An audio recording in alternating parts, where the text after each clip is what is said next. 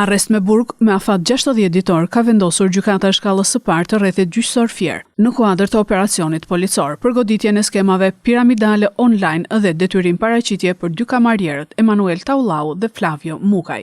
AQ, ET, FM, MK, BN dhe BT kanë bërritur në gjykat rreth orës 8:30 të ditës së sotme të shoqëruar nga 2 furgon policie, ndërsa në ambientet e jashtme ndodheshin familjarët e tyre. Në seancën me dyert të mbyllura ata kanë dhënë dëshminë e tyre para trupit gjykues të përbërë nga gjyqtar Genci Busho dhe prokurore Jonida Alushi.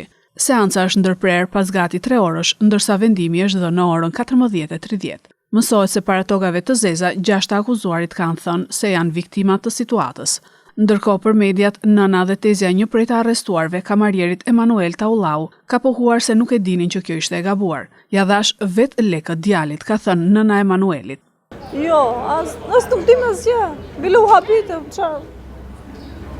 Ju e dinit që kjo ishte një lloj në farë mënyrë para me para. As kemi ngjur gjë, as si veprohet, as si hyn, as kush duhet i lajmëronte që kjo është e palishme.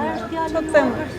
Do të kishte një oftim para praktikisht. Filim nuk dim. Pse u arrestu çuni im edhe gjithë të punë. Nuk dim. Kishte koka më të madhe me kalosë gjithë drejtora, ekonomista gjithë dim.